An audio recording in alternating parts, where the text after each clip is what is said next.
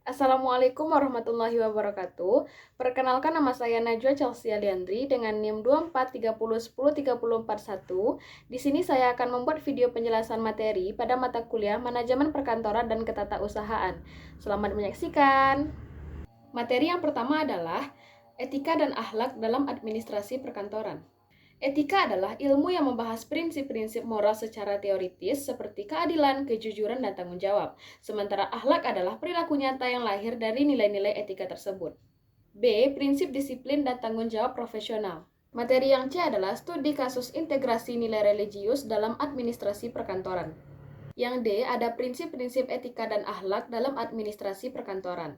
E. Tantangan dalam menerapkan etika dan akhlak, yaitu berupa budaya birokrasi yang permisif terhadap pelanggaran etika dan penyalahgunaan wewenang. F. Etika dan kepemimpinan dalam budaya organisasi dan manajemen sumber daya manusia di era digital dalam perspektif Islam. Materi selanjutnya adalah konsep dan ruang lingkup manajemen perkantoran. Manajemen perkantoran adalah rangkaian aktivitas merencanakan, mengorganisasi, mengerahkan, mengawasi, dan mengendalikan berbagai hal yang berkaitan dengan pelayanan kantor. Materi selanjutnya adalah fungsi-fungsi manajemen dalam konteks perkantoran. Satu, ada perencanaan, yang kedua ada pengorganisasian, yang ketiga ada penggerakan, dan yang keempat ada pengawasan. Perkantoran modern adalah suatu tempat yang memiliki struktur bangunan besar dan sesuai tuntutan zaman, yang memiliki tata ruang yang baik, menggunakan alat dan perlengkapan yang baik, dan memiliki pegawai yang disiplin, profesional, dan memiliki pola pikir yang baik.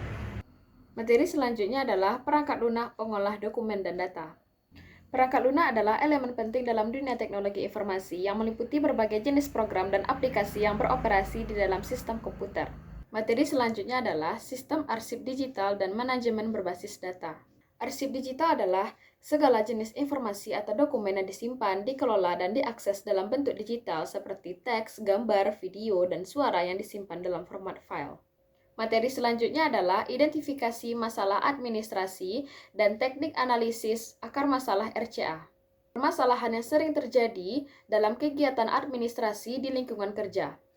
1. Komunikasi internal yang buruk. 2. Dokumentasi tidak terstandarisasi. 3. Ketidaksesuaian antara SOP dan praktik lapangan. 4. Minimnya pelatihan administrasi. Dan 5. Ketergantungan pada sistem manual. Teknik root cause analysis dan penerapannya dalam menyelesaikan masalah administrasi. Pertama ada metode 5 whys, yang kedua ada fishbone diagram, yang ketiga timeline analysis, dan yang keempat barrier analysis. Materi selanjutnya adalah teknik supervisi staf administrasi dan penyusunan instrumen evaluasi kinerja. Teknik supervisi staf administrasi. Yang pertama adalah observasi, yang kedua wawancara, yang ketiga audit dokumen, yang keempat pemberian umpan balik, yang kelima mentoring, yang keenam pemberian penghargaan. B. Penyusunan instrumen evaluasi kinerja. Instrumen evaluasi kinerja adalah seperangkat alat yang digunakan untuk mengukur, menilai, serta mengevaluasi kualitas kerja staf administrasi. Komponen yang dapat dinilai dalam instrumen evaluasi kinerja yaitu yang pertama komponen teknis, yang kedua disiplin kerja, yang ketiga sikap profesional, dan yang keempat kualitas hasil kerja.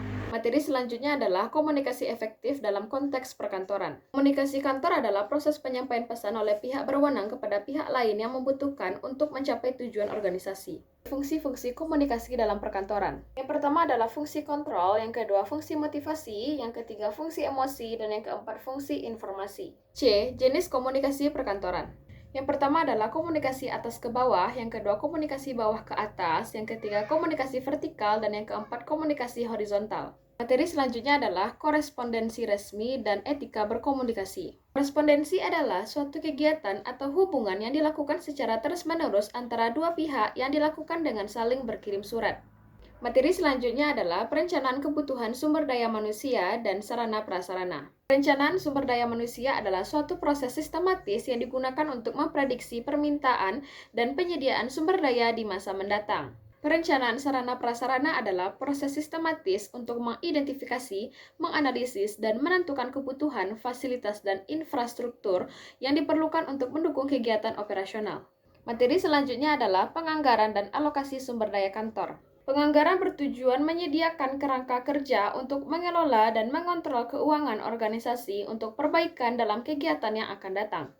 Faktor-faktor yang mempengaruhi penganggaran dan alokasi sumber daya di kantor, yaitu ada faktor internal dan faktor eksternal. Materi selanjutnya adalah tren teknologi terkini dalam manajemen perkantoran.